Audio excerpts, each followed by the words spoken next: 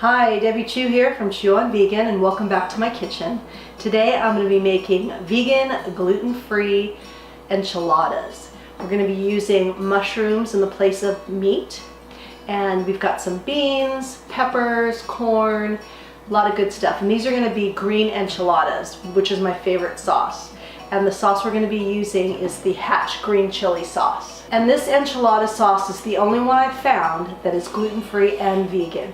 They have a mild and a medium, and I'm going to be using the mild today. So the first thing we're going to do is saute 4 large cremini mushrooms that I've sliced and chopped. And we're going to get that started right now. We're going to saute these in a little bit of vegetable broth. You don't need a lot because they're going to release their own moisture. We're not going to add any spices to this yet, so we're just going to let these cook down. We're going to give them a few minutes. So the mushrooms have started releasing some moisture. I'm going to add in the peppers now. I've got half of a yellow and half of an orange bell pepper. You can use whatever color you'd like. This is just what I had on hand, so this is what I'm going to be using. So we're going to go throw that in.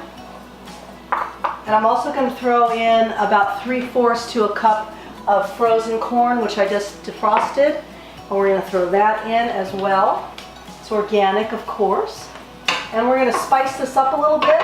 We're going to use a half teaspoon of each of cumin, garlic powder, and chipotle powder. So we're going to sprinkle that in. We're just going to saute these for a few minutes, and then we're ready to put our enchiladas together. So the pepper mushroom mix has been going for just a couple minutes. You really don't need to cook it. You just want everything to kind of incorporate because they're going to cook further in the oven. So now let's put our enchiladas together. So what I have set up here is my little station. So I've got my 9.5 by 13 glass dish. I've got some onions that I put in my food processor, so they're very finely chopped. You can do 1 to 1.5 onions depending on how much you want. I've got a can of black beans and a can of pinto beans, which are no salt. I've rinsed and drained them. I've got a can of olives, sliced olives, a small can, which I did rinse to get most of the sodium off. And then I have some corn tortillas, and then I have my mushroom, corn, and pepper mix. And now we're just going to start putting this together. We're going to start with a little bit of our Hatch green chili enchilada sauce. Put a little bit in the bottom. Use your wooden spoon. Make sure that it's all covered on the bottom. And then you're going to start adding a layer of tortillas. What I do is I cut tortillas in half, so then they lay against the side here. So all the pan is covered with a tortilla. I don't individually roll my enchiladas. I like doing it this way. It's way easier. Once you get the outside done, I just put 2 tortillas on top, like so. Then I start adding some of my mixture here with the corn and the mushroom and the peppers. We're gonna have a layer of that. Then you're gonna put half your beans on. Doesn't have to be perfect. And then of course, some onion. And you can see it's pretty finely chopped. So just kind of put it on, spread it around, saving enough for the next layer. And then I just sprinkle a few olives in there. Not a ton, just a few. Okay, then we're ready for the next layer.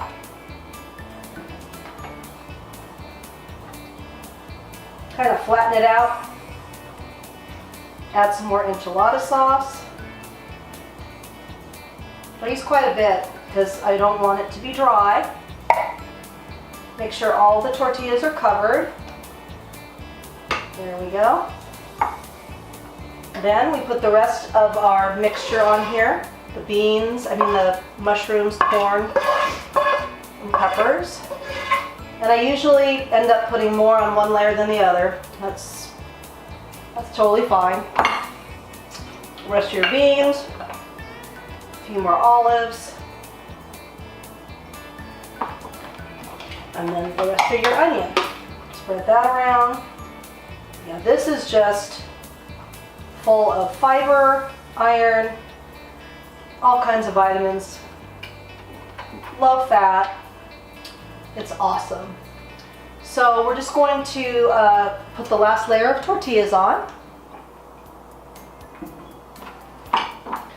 Now on the top layer, I usually put 3. I do the halves and then I do 3 because I really want it all to be covered. So make sure you don't have a lot of space there. And then I will put the rest of this enchilada sauce, I'm going to put this whole can on top because I'm not putting cheese on here, and I don't want my enchiladas to get dried out. And then I'm going to show you how I finish these up. I also stick the wooden spoon down here so it all drips down. All that sauce gets down to the bottom layers, so these will not be dry. All right, we're gonna pop these into a 375-degree oven for 30 minutes or so till it's bubbly, and then I will show you how I plate these up. Enchilada is all done, cooked for about 30 minutes. I let it cool for about 10. It's really important that you let it cool before you cut into it because it will just fall apart. So here it is, and I'm gonna show you how I like to dress it up. Okay, the first thing I like to do is top it with some crisp romaine lettuce I shredded up here. So you put a little bit of that on the top. I like to add a couple of olives and some of these beautiful orange cherry tomatoes. Put a few of those on top. Maybe sprinkle a few around the side. Make the plate look pretty.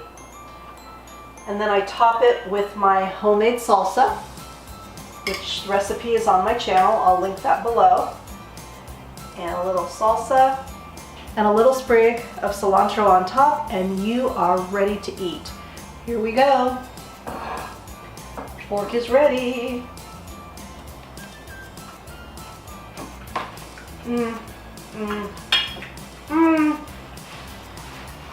These are my all-time favorites. I could eat that whole pan, no problem. You can taste the spices with the chipotle, gives a little kick. And the enchilada sauce is perfect, not too hot. And those fresh tomatoes and the lettuce just gives it that fresh taste. It's so good. Definitely give this one a try. And it's so easy. It's good for you, it's good for the animals, and it's good for the planet.